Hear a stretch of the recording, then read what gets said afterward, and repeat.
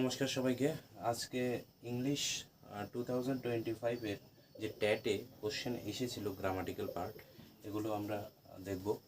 তো প্রথম দেখুন, 1 নম্বর question, English has become dash international language. তো এখানে অপশান দিয়েছে এন, এ, দ্য, নোটা। নোটা মানে নান অফ দ্য অ্যাবভ, উপরে কোনোটিই না। তো এখানে এটা আর্টিকেল থেকে এসেছে। তো আমরা আর্টিকেলে কি জানি? আর্টিকেলে হচ্ছে ডেফিনেট আর্টিকেল আছে, ইনডেফিনেট আর্টিকেল আছে।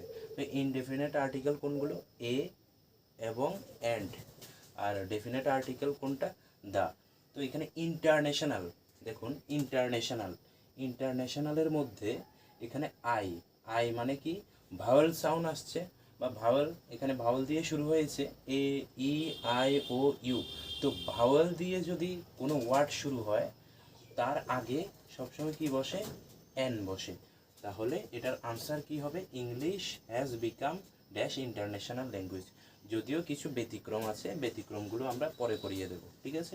তো এখানে ইন্টারন্যাশনাল ল্যাঙ্গুয়েজের ভিতরে আপনার কি হবে? তার আগে এন, এন বসবে। তো আনসার হবে এ নাম্বার। তো 2 নম্বর কোশ্চেন দেখুন, don't leave your glass dash the floor. তো এখানে বলেছে যে ডোন্ট লিভ ইউর গ্লাস, তোমার গ্লাসটা ফ্লোরের উপর ফেলো না। তো এটা কি হবে?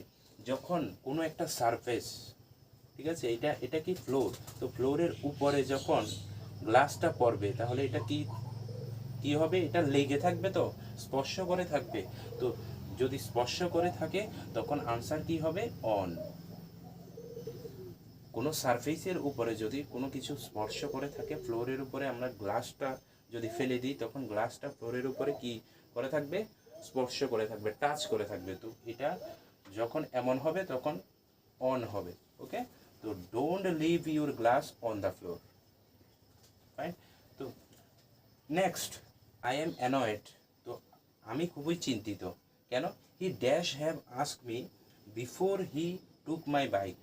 সে আমাকে জিজ্ঞেসও করেনি আমার বাইকটা নেওয়ার আগে, আমাকে জিজ্ঞেসও করেনি আমার বাইকটা নিয়ে যাওয়ার আগে। তো এখানে কি হবে? He should have ask me before he took my bike.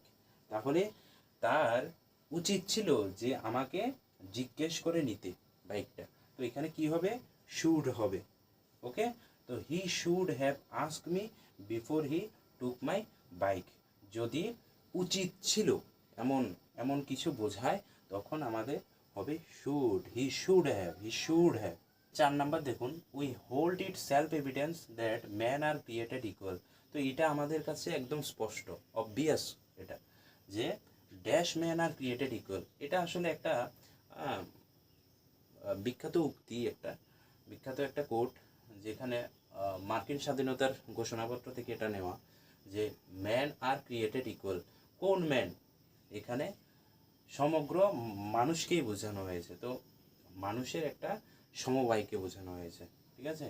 তো এখানে ড্যাশ ম্যান আর ক্রিয়েটেড ইকুয়াল, অল ম্যান আর ক্রিয়েটেড ইকুয়াল, সব মানুষকে বুঝিয়েছে। তো অল ম্যান আর ক্রিয়েটেড ইকুয়াল হবে। ওকে, এটা একটা বিখ্যাত উক্তি কিন্তু। 5 নম্বরে আসি, when Miranda dash the letter. দুটো কাজ অতীতে হয়েছে, দুটো কাজ হয়েছে, পর্যায়ক্রমে হয়েছে, একটার পর একটা। দেখুন, when Miranda dash the letter, যখন মিরান্ডা চিঠি লিখেছে, তারপরেই কিন্তু সে went out to post it, এটা পোস্ট করতে চলে গেছে, পোস্ট করতে সে চলে গেছে। তো when Miranda dash the letter, তো ফার্স্ট যে পার্টটা আছে when Miranda dash the letter, তখন এখানে যে ভার্বের ভার্বের ফর্মটা হবে, সেটা হচ্ছে first perfect tense. When Miranda had written, কি হবে? Had written. First perfect form কোনটা? এখানে হ্যাড তো হবে ফার্স্টে। তো এখানে রাইটের ফার্স্ট পার্টিসিপাল ফর্ম, ঠিক আছে? রাইটের ফার্স্ট পার্টিসিপাল ফর্ম, হ্যাডের সাথে ভার্বের ফার্স্ট পার্টিসিপাল ফর্ম। তো এখানে ভার্বের মেইন ভার্ব কোনটা? রাইট, ঠিক আছে? মেইন ভার্ব হচ্ছে রাইট। তো রাইটের ফার্স্ট পার্টিসিপাল ফর্ম কোনটা? রিটেন। তো had written, when Miranda had written the letter, she went out to post ইট। একটা ফার্স্ট পারফেক্ট ফর্মে হবে, ফার্স্ট পারফেক্ট টেন্সে হবে, আর একটা হচ্ছে সিম্পল পাস্টে হবে। সিম্পল পাস্ট, যেমন শি ওয়েন্ট, এটা হচ্ছে সিম্পল পাস্ট। ওকে, গো, ওয়েন্ট, গন। তো গো হচ্ছে মেইন ভার্ব, ঠিক আছে, প্রেজেন্ট ফর্ম, আর ওয়েন্ট হচ্ছে ফার্স্ট ফর্ম, আর ফার্স্ট পার্টিসিপাল ফর্ম হচ্ছে গো ওয়েন্ট, গন, গন হচ্ছে ফার্স্ট পার্টিসিপাল ফর্ম।